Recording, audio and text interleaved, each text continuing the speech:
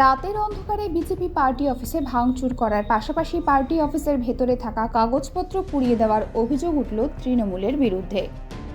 ঘটনাটি ঘটেছে মাথাভাঙা ২ নম্বর ব্লকের ঘোকসাডাঙ্গা বাজার এলাকায়। অভিযোগ, শনিবার রাতে ঘোকসাডাঙ্গা বাজারে থাকা বিজেপি পার্টি অফিসে তৃণমূলের দুষ্কৃতীরা ভাঙচুর চালায় ও কাগজপত্র পুড়িয়ে দেয় বলে অভিযোগ অস্বীকার করেছে তৃণমূল।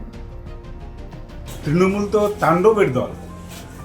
তৃণমূল মানুষের শান্তি শৃঙ্খলা কিভাবে দিতে হয় ওরা জানে না, শেখেনি।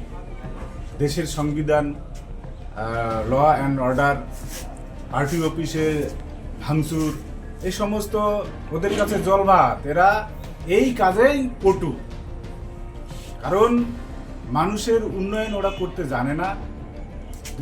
বাংলার শান্তি শৃঙ্খলা কীভাবে ফিরে আসবে সেটা 13 বছরে এখনো ফিরে আসলো না। এটা প্রমাণ। তাই শুধু সারা বাংলা জুড়ে বিরোধী দলেদের পার্টি অফিস, বিরোধী দলেদের উপরে আক্রমণ, খুন, ধর্ষণ, এমনকি এখন তো প্রশাসনের যারা কর্তা ব্যক্তি আছে তারা দুর্নীতির সঙ্গে জড়িত হয়ে প্রশাসনের মানুষকেই, ডাক্তার হয়ে ডাক্তারকে খুন করার পরিকল্পনা নিয়েছে, প্রমাণ লোপাট করতেছে। আমরা সাধারণ মানুষ সব দেখছে। এই দলের দ্বারা আর বাংলার শান্তি শৃঙ্খলা ফিরে আসা সম্ভব নয়।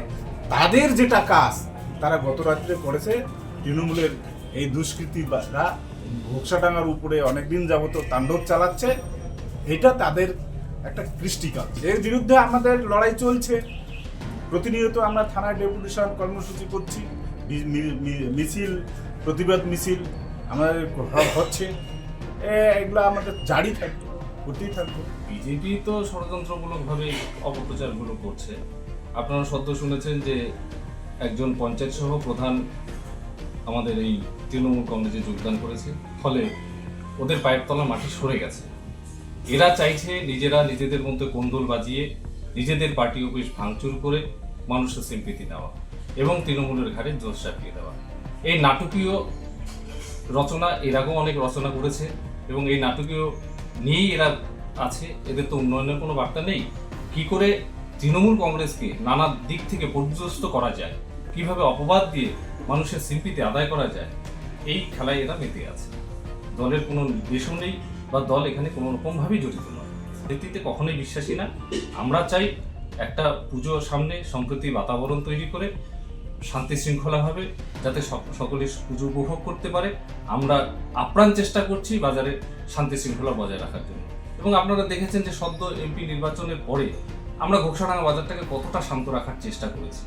কোনো রকমভাবেই আমরা উত্তপ্ত হতে দিইনি। সেখানে কি করে আমরা ওরা প্ররোচনামূলকভাবে কি করে তৃণমূল দলটাকে ছোট করা যায়, হেয় করা যায়, অপপ্রচার করা যায়, এটাই হচ্ছে তাদের লক্ষ্য। তা আমরা এই লক্ষ্য কখনোই সফল হতে দেব না। আমরা শান্তির মানুষ, আমরা শান্তির বাতাবরণ নিয়ে সবসময় জন্য আছি জনগণের পাশে। আর ওরা নিজেরাও জানে যে জনগণ নেই ওদের পাশে। ঘোকসাডাঙ্গা শব্দ হাতছাড়া হয়েছে, এদের মাথা খারাপ হয়ে গেছে। তাই কিভাবে আবার অপপ্রচার দিয়ে এই বিজেপিরা আবার অঞ্চলটা দখল করতে পারে, তার খেলায় তারা মেতে উঠেছে। তারা নিজেরাই এই নাটক করছে।